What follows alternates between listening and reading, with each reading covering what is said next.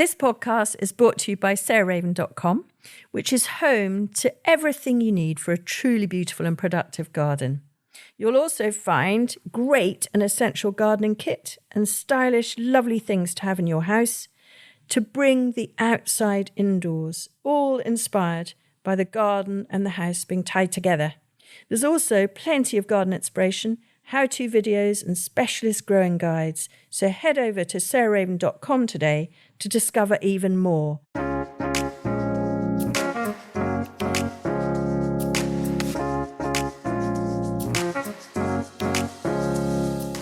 Welcome to Grow, Cook, Eat, Arrange, the podcast of me, Sarah Raven. And today I have got the team from Ottolenghi who have got a fantastic new book out called Comfort, which I'm sure some of you will have seen in the Christmas roundup reviews because it's topping most of them as far as I can see. And of course, is a bestseller like all Ottolenghi books, rightly so. We all love them. So I really wanted to get the team along. We have two with us today. Tara, who has been here a few times actually with Yotam, who has she came to our first ever food festival here. And it was quite chaotic, but really good fun. And then she's been back to demonstrate a couple of times in the cookery school here. And so Tara, welcome. Thank you. I had the strangest ever moment of my young parenting life at your house after that festival, because I slept in some amazing space that you gave me. And I don't think I'd had a lion for about 2 years. Yeah. And you and Adam left in the morning. And I woke up at something like 3 PM and felt like the world had sort of ended. It was so odd. Anyway, that's my memory of that festival. Not at all chaotic. I remember that very well. It was very sweet. But also, Verena, welcome too. It's lovely to have you. We haven't met apart from on screen. We have not met. Nice to meet you. Very, very nice to meet you. And so will you just both talk individually about your role at Ottolenghi and your background there and a little bit about your background before we get into talking about the new book and the recipes? So I've been at Ottolenghi for about 9 years now. I'm at the test kitchen, so I'm a recipe developer, and I sort of head up our product development and sort of quality overall across our restaurants and delis. And I'm actually a pastry chef by trade. I trained in New York City. I'm a love of all things baked, which is reflected in the book a bit. But I love to cook as well. I always call myself a pastry chef, but a home cook. So I'm not a restaurant cook, I'm a home cook, but a pastry chef professionally. And tell us about your background a bit. So I grew up my early years were spent in Germany. My mum was German, my dad is Scottish. And then we moved to Scotland when I was about 8-9 years old. And so I've got those two backgrounds, the Germanic, the Scottish, and then through my travels, everything. Brilliant. And Tara? Verena to spend the whole weekend cooking German cookies in preparation. I was just thinking there before we came online, she cooked about 25 different German cookies. Different biscuits, I know. So I am not a pastry chef. I am very much a home cook, and I've been working with Yotam since Plenty More. Yeah. So I think about kind of 14 years ago. And I'm more sort of on the kind of the writing side of things than the recipe development, because our books are not only sort of collections of incredible recipes that people want to cook, they also hope to sort of tell a bit of a story. And that's kind of where I come in. Yeah. Okay. And one of the things that I really like in the introduction of the book is that you say quite rightly that between the four of you, because the other two, Helen was brought up in Australia, but is originally her father is Chinese and her mother Malaysian. Is that right? Yeah. And Yotam, of course, has had he was brought up in Jerusalem. His parents are Italian and German. He spent a lot of time in Amsterdam and now, of course, in London. So between the four of them, they can claim to cover most of the globe in terms of food. But also they all like cozy food. And that's what this book is about, really. And I found this quote in the introduction, which I thought encapsulated it for me very well, because I also like cosy food. I don't really like restaurant food very much. I don't particularly like, the idea of foams and veloutes, you can't even get the name right. Yeah, well, anyway, I'm a home cook. And so comfort food is very much where I turn to quite often. And I thought this was a very good quote from Laurie Colwyn in her collection of essays, Home Cooking. So she says, when life is hard and the day has been long, the ideal dinner is not 4 perfect courses, but something comforting and savoury, easy on the digestion, something that makes one feel, if only for a minute, that one is safe. And I think that is exactly what each one of the amazing recipes in this fantastic book does unbelievably well. And I think I've always felt that about Ottolenghi recipes. Some of them might be complicated, but you always end up feeling very comforted. So this book seems to be, to me, to bring all that together. So let's move on to recipes now. And I asked the two of them to select what they felt was really useful for all of us as we head very quickly in a few days to Christmas. What are the things that we're not going to tell you how to cook a turkey, or rather, I'm not doing any of it. Or should you be having goose or beef Wellington? But it's the other bits around the side that maybe you just are going to just do Brussels sprouts, but you're not now, because we're going to hear how to make all these things incredibly delicious, from brunch to the sides to puddings, etc. So who's going to start with your first one for brunch? What would the brunch ones? So the first things that I would do is get a couple of things in the freezer. So I'm a real kind of batch cooker and just want to be able to sort of pull out some things without having to actually work on the day. So the first thing I would do is make a batch of rugelach. We've got this amazing cream cheese pastry that Verena develops, that as someone who's not a pastry chef, I'm not very natural with pastry, but this stuff is so pliable and easy. You just make your cream cheese pastry and then sweat down some leeks and mix it with feta and lots of za'atar, and then spread it out on the pastry and roll it up into these rugelach, which can then be they look like little kind of croissants, and then they can be baked from frozen. They take 20 minutes, and the whole smell is just the kind of the launch of Christmas, or sort of Christmas Eve for me. So that first thing I do is get a batch of those in the freezer. Fantastic. And so they do look literally like a savoury croissant, but they're much chicer than that. I mean, savoury croissant for me is left on the pret-a-manger shelf.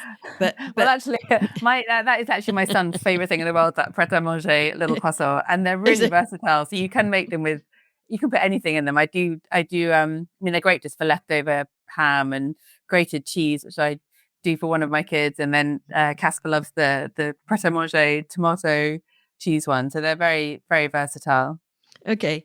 Brilliant. And so just basically you've got a circle of pastry, you're layering on your mixture, and then you're cutting it almost like you would into a tart, but these are flatter, and then you're rolling from the... Exactly, yeah. So I do it if you've got a pastry cutter, a pizza cutter. It's just really easy to do it into 8. And then you start with the wide end and then just roll it towards the tip, and then place it kind of...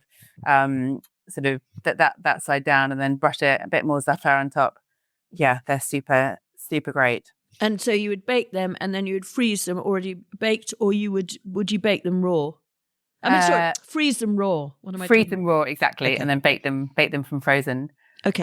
And then in Yotam's freezer, he will also have some crepes already made, which are between parchment sheets, so that he can do his crepes, which are also in the book. We have them kind of 3 ways, sort of for breakfast, lunch, or supper. So that's a kind of instant brunch. But Verena, what's your brunch? Are you Dutch babying, or? I do like the Dutch baby, again, because you can prepare parts of that ahead. So if you're having lots of people around, I think the Dutch baby is it's celebratory, it's beautiful. It's and you can make the batter in advance, a couple of days in advance, keep it, because it's like a crepe batter anyway, it's like a pancake batter. Keep it in the fridge for a couple of days, and then the tomato sort of sauce, the roasted tomato sauce that goes with it, you can make that a couple of days in advance as well. So it's just about bunging it in the oven and then ready to serve. So yeah, I'm definitely into the make ahead. And it's quite celebratory, isn't it? Because it's like a kind of puffed up pancake or sort of crepe, but it's quite kind of not showy, but if you wanted to kind of like have a bit of a sort of special breakfast, it's quite a ta-da, isn't it? Yeah, exactly. It is. And it doesn't have to be on Christmas Day. You can do it for the lead up. So for instance, I think Boxing Day or the 27th even are a bit more relaxed. So, bring it out then, why, make it last the festive period. It doesn't all have to be on Christmas Day. Yeah. Absolutely. It's just so great. And I love this. This is another Verena fave, I believe, which is the potato fennel and smoked salmon bake. I thought that sounded amazing. I want to do that. Yeah, so that's one of Helen's that we sort of, it passed through my hands and we all sort of got it to where it is now. And it's just delicious. And that would be another one that once it's baked, it's just so cozy. You get, these sort of softly cooked egg curds, which look like very softly creamy scrambled eggs. And then with the smoked salmon, which again, a lot of people have, as an indulgent sort of brunch breakfast thing. But the thing that makes them is eating them with these crackers. It's just delicious. It's so good and so comforting. So, and that can work for brunch, can work for lunch. Exactly, but it would also be really nice on kind of Christmas Eve supper, wouldn't it? It's like super, super gentle. Makes you feel like you've been kind of skiing all day, even if you're sitting on the South Circular. Yes, exactly. Very good, very good. So moving on to what we can do with our veg around whatever we're having as the main event. I thought the recipes here are just fantastic because they're simple, but they've got a sort of quirkiness which makes them more interesting, which again, that ta-da moment on Christmas Day is quite important, isn't it? Definitely. I mean, everyone always talks about the sprout recipe that's going to convert all sprout haters, but the sprout recipe in this book really is brilliant. So instead of kind of cooking them quickly, you cut them in half and you char them in a pan. Yeah. And then they just get slow cooked with quite a lot of olive oil until they're super, super, super soft and really sweet. They lose all their bitterness. And then you pile loads and loads of fresh herbs in, loads of dill, and then there's preserved lemon. And I mean, you could actually cause some sort of damage, as I did last year, to my stomach with how many little cabbages you can eat because it just they're just transformative. They're sweet and soft. And also, you can prepare them the day ahead if they're totally fine. I'm actually doing them because obviously we were recording this slightly ahead. I'm actually doing them this coming weekend, and I'm going to put them in the freezer. Same with my red cabbage because then it's done and they reheat so well. I just sort of take them out the fridge the night before. Take them out the freezer and put them in the fridge the night before, and then just reheat, and they taste better. And this thing of slow cooking vegetables until they're soft is just such a comforting way, and drawing out as much flavour. Sweet, yeah, they become like a theme through the book, right? The green beans that we cook, the kohlrabi, it's just, you get such a different flavour to when they're just roasted, which is also delicious. With the sprouts, you don't need to worry about them losing their colour. I don't know if you're embracing it because you're embracing it, but also there's so many fresh herbs that go in at the end, so it kind of, you don't need to worry that they're going to look a bit kind of pale or grey if they sort of hide off into the freezer. Yeah. And I'm also quite a traditionalist. I'm with Yotam on this. I think he's mentioned this before in other sort of interviews and stuff, that when it comes to Christmas, he's also fairly traditional, right? And I'm the same. And what's so great about these recipes that they are slightly different, but they're not so different. Yes. It would be jarring, or like, this isn't going to go with my turkey or my cranberry sauce. It will all still go together. And I think the joy of being traditional is that it kind of actually, there's so much overwhelm at this time of the year and so many ideas that actually sticking to traditions is a way of kind of staying sane and calm. You don't need to reinvent the wheel. You can just get your parsnips and your potatoes and your sprout and your carrots. But then if you've made your, in our book, we've got a curry leaf dukkah, which you can make a week in advance. And then you do your roasted carrot, and then you sprinkle some of this curry leaf dukkah on. And then suddenly you've got your roast carrots, which you didn't need to kind of like lose your mind over what, in terms of options of what you're going to cook. But then this little tiny sprinkle, and whether it's I keep going on about za'atar, of course, but on the roast potatoes, bit of semolina, bit of za'atar. It's just a little kind of something different, but not reinventing the wheel. But not the za'atar just gives that earthiness, right, and nuttiness, and it just still goes so well with your bird, or whatever your bird is on that day. Yeah. But it's so funny, the debate about the roast potato, because my son-in-law makes a cracking roast potato, and he doesn't use anything for the outer layer. So I was really interested, and I think I'm going to do, in a typical Raven fashion, I need to do a trial. So I'm going to trial kind of 3 or 4 ways. But it makes complete sense that you've got this rice flour coating of the roast potato, and it will give you that extra skin of crunchiness. So I love that idea, which is in this book. And by the way, if you don't have rice flour, semolina, fine semolina works just as well. Okay. Just as an FYI, if anyone doesn't have rice flour. Okay, brilliant. Does the same thing. And if you don't have either, you can still do it. Exactly. You can just shake your pan about, in the colander, as we all know. As Delia taught us. Yes. Yes, as Delia taught us, exactly. And parboil it first. Indeed. Yes. Yeah. So would you just talk about the curry leaf dukkah? So what's in that? So it's got hazelnuts? It's kind of got whatever nuts you want. We've got hazelnuts, cashew nuts, peanuts, and almonds. So we've got, I think it's 100 grams of those, but you can, anything, walnuts, pecans, macadamias, you should definitely use that what's open. But the thing that you shouldn't avoid is the fresh curry leaves. That's really what makes it.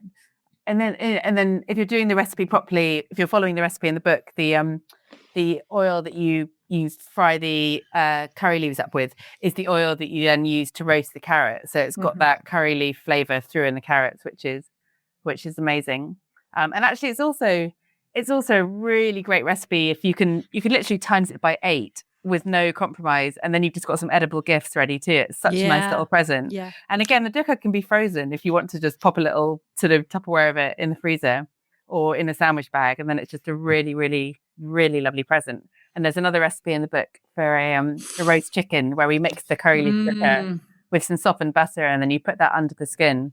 And I love recipes where you've got the same element in 2 different things. I find it quite a nice way to bring things together on a plate. So I love serving the curry leaf, the carrots with the roast chicken too, just for the kind of the combination. Yeah. And I love the versatility of that dukkah as well, because it goes beyond those 2 recipes, right? It's so good on softly boiled eggs or on top of your roasted veg, whatever. It just goes. Or like labneh or hummus And as you said, Tara, it's such a great gift to give as well. And how much can you make before it goes sort of slightly soft, with all the different nuts? Does it last for ages? I freeze mine, which then keeps it for kind of months. Yeah. But I think just making it at room temperature, it'd be a week, Verena. Okay. Yeah, at least, yeah, I would say 2 weeks. Okay. Yeah. Great. So then puddings, obviously incredibly important. So I love the sort of sticky toffee pudding, but with sophistication of Verena's malty figgy pudding. Will you tell us about that? So yeah, it's just comfort in a dish. It's got those sort of semi-dried soft figs in it. It's got chocolate chips in it, maple syrup. So all those lovely wintry, delicious things. And then you pour over the way that you would make a sticky toffee pudding. You boil up some cream and water, and then there's a mixture of brown sugar and malt powder, because I'm allowed to say it, Horlicks. Yes, but I didn't even know you could still get Horlicks. Yes, oh my gosh, yes you can. But don't buy the light one, I beg you, please, because they do a low, it's just not the same. And then you pour that over, and then what happens is it's not quite self-saucing, but you get almost like a dulce de leche. The sugar from the top, and then the milk, the cream and the water turns into this thick sort of dulce de leche scraping at the bottom. It's so delicious. And then with pouring cream or ice cream or custard, whatever your jam is on top, it's just such a cozy pudding. And it's half an hour in the oven. You can prepare, super easy. Do your mixture and let it sit while you have dinner, whatever, and then pop it in the oven. It's so good. I'm biased, but it is good. Yeah. And Tara, will you talk us through the really delicious sounding chocolate mousse as well? Because I think I'm going to do all these puddings over the whole chocolate mousse. I mean, it's again, talk about not reinventing the wheel. Like chocolate mousse couldn't be simpler. But ours is a bit of an homage to the Terry's chocolate orange that a lot of us associate with Christmas. And for us in this book, the recipes, the sweet spot for a recipe was whether it could tap on this kind of nostalgia for something that we all remember from the past, but that it sort of somehow new at the same time. And this combination of nostalgia and novel was just really important for us for all our recipes. And I think this chocolate mousse really does that, because it's a classic chocolate mousse, super easy. Your kid could make it and follow the instructions. But then it's got this orange caramel that you can either make or not make. You don't need to, it's fine. Yeah. But if you want to, you then drizzle that on top with some blanched almonds, which are just sort of toasted and chopped up. And you can either serve it in a great big bowl for everyone to help themselves, or I'm a bit sort of, maybe it's a bit 80s, but I quite like putting it in like individual glasses,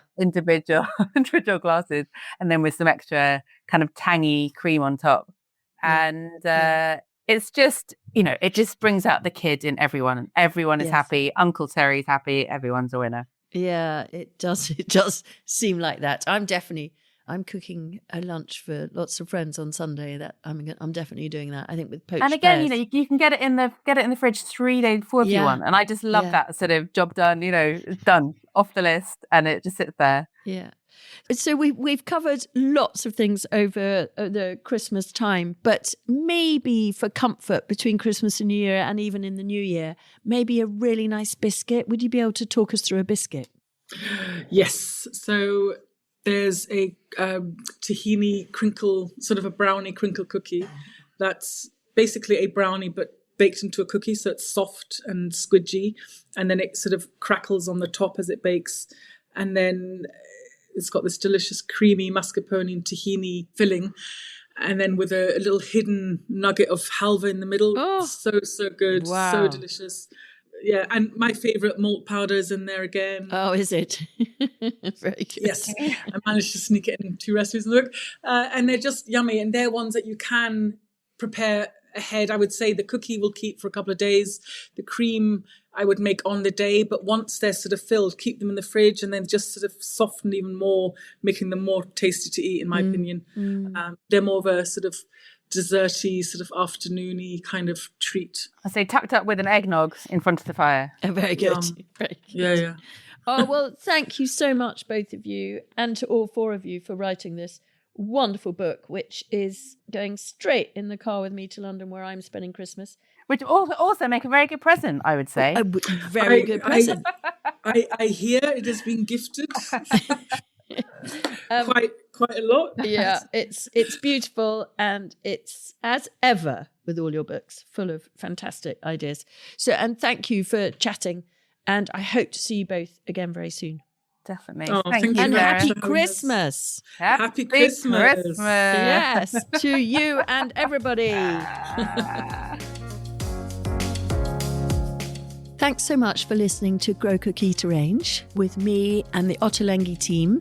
That was fun. I love talking about that. It's given me steers for what I'm going to be cooking in the next day or 2. And next week, just as we end one year and start another, I'm going to be chatting to somebody who I have been interviewed by twice, actually, at a couple of literary festivals. And she's really great on sort of chatting about why one gardens, what one gets from a garden. So I suppose it's the point of horticulture, the point of gardening, in a general way, in a domestic way. So see you then.